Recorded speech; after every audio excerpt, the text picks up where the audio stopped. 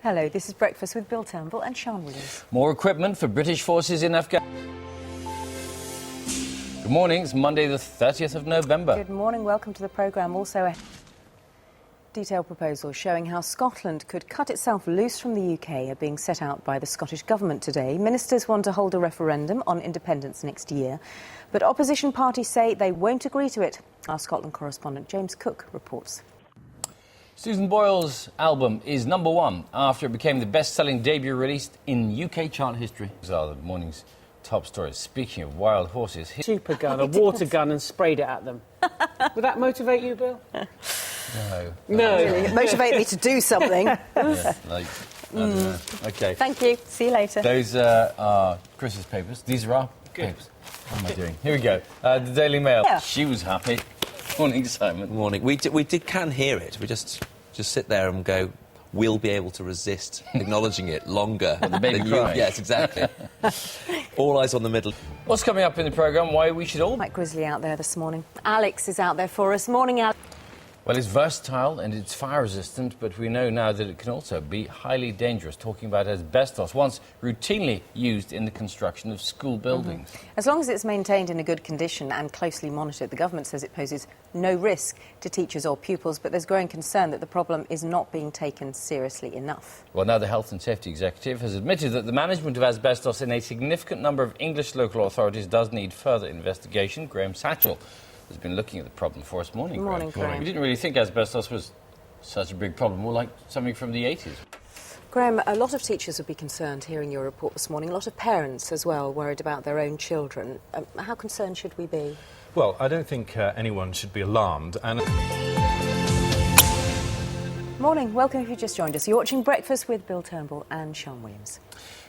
In a few minutes' time, we're going to be reporting live from Workington a week after the floods in Cumbria. We're going to find out how the recovery there is going and hear why a new railway station built in just 6 days could be a lifeline for people who live there. Also on today's programme, could Scotland cut loose from the rest of the UK? The SNP wants to hold a referendum next year on independence. We'll hear from them and from the fiercely pro-union Aggie Mackenzie. Yes?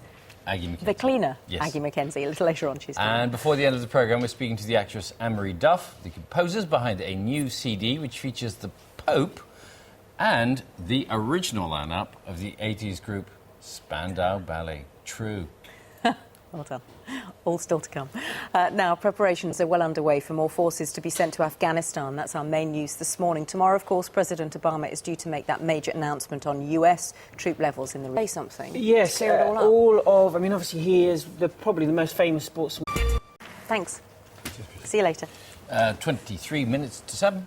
The severe flooding, which caused so much damage and disruption across Cumbria, cut the town of Workington in two. People trying to cross the River Derwent have had to undertake a round trip of half an hour or more. Well, this morning we spotted good news with the opening of a brand new railway station in Workington. So, there'll be a list of things that people can vote on?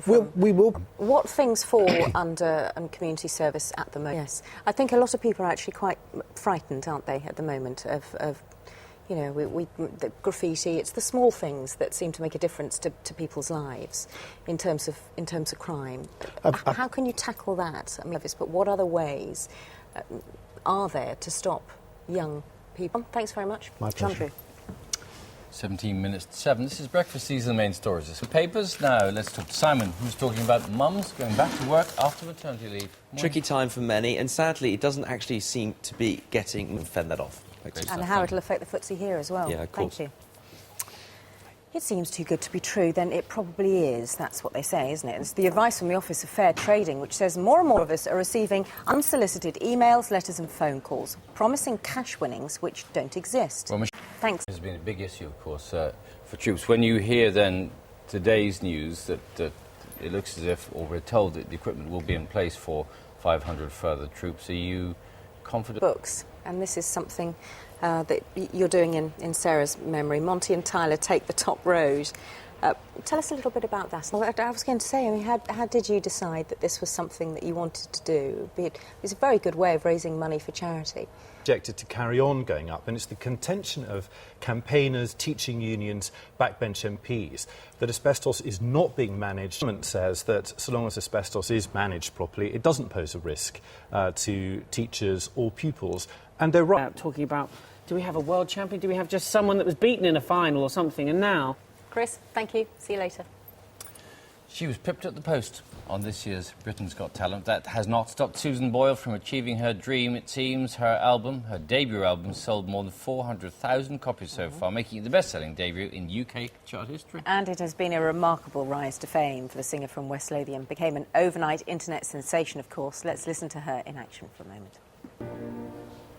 There she is, Subo. That's a horrible name, isn't it, Subo? Morning, Mark. This is Mark Beaumont, who's a music journalist. Do you like it, from what you've heard so far? It's a phenomenon, really. I mean, she sold more with her debut album than the top 5 albums put together. Yeah, it's no surprise whatsoever. I mean, with the amount of exposure that the woman's had, it's global and pretty incredible. So, it's 18 minutes to 8. This is Breakfast. These are the main stories this morning. That story about Scottish independence. It seems appropriate that the Scottish National Party has chosen today, St Andrew's Day, to set out its proposals for a referendum on independence from the UK. But as the SNP leader Alex Salmond prepares to lay his cards on the table, there are some doubts that his white paper will get enough support in the Scottish Parliament to make the referendum a reality. Will Scots get to vote on it at all? We're asking some of them what they think about the prospect of voting on independence. The voices of some Scottish voters and a lot of traffic. Sorry about the sound. What are the prospects, then, of Scotland getting to vote on independence? With us in the studio this morning, it's 11 minutes to 8. Here is the weather and Alex. Very much. Thank you. Over now to Simon and more on Thomas Cook results. Morning, Yes, I've got a travel expert here with me. Remember people used to say book early to avoid disappointment? Yep. Well, we don't do that anymore. We're booking later and later, and with weak pounds, swine flu, recession going on. It has been a big forces in Afghanistan. 2245.73. I reckon that's up about 20 points. Just come in. Okay. Up about 20 points. Yeah, that's what I think. Don't quote me on that. I should really know, shouldn't I? Okay. A gunman is still on the run after shooting dead 4 police officers at a cafe in the American state of Washington. We'll get our traditional Monday morning fix of Strictly Come Dancing with dancer Karen Hardy, of course, and we'll be celebrating, basking in the reflected glory of Chris Hollin's Cheeky Charleston. Very, very well. That's to come later. Let's take you back, though, to the Liberal Democrats' tax policy we've been speaking about. They're laying out those tax plans in detail today ahead of the next general election. They're promising tax cuts for millions alongside green taxes and a so-called mansion tax on homes worth more than £2 million. Do the sums add up? Well, thank you very much for joining us this morning. Now, this mansion tax, if I can start with that, because when you announced it initially, it was going to be on properties of £1 million. Now it's properties of £2 million. Why have you changed? Vince Cable have spoken to you and the rest of your colleagues about this before he announced it, because there was uproar when he announced the mansion tax. Nick Clegg, thanks very much. Let's get the word now. Here's Alex to teachers or pupils. There is growing concern, however, that the problem is not being taken seriously enough. For us, morning to you, Graham. We did think that this was a problem in the 80s and it's somehow gone away, but the asbestos still there in for sport. No, I'll keep it short and sweet. Oh, you don't need to. just like your good self. Yeah. Hey, boom, boom. Well. Hey. I feel sick. Forces in Afghanistan. 2245.73. I reckon that's up about 20. 9:15. Let's see it. Thank you very much. Thank you, Gloria. Now, the time now, though, 8 minutes to 9. And Pope Benedict XVI has released an album of a sort on the same record label that signed the rock band Nirvana. The Holy Father's voice can be heard on 8 original tracks on Alma... Is it Mater? Mater. Alma Mater. Accompanied by the Vatican Choir and the Royal Philharmonic Orchestra. There will be some Latin experts out there who will tell us... Mater, Alma Mater, probably. They were all recorded in different places around the world, including Abbey Road in London. Here's a little excerpt and a look at how the album was made. A mass tomorrow, though. Annie Lennox and another music legend is going to be with us. See you then. We'll see you then. Bye-bye. Back tomorrow at 6.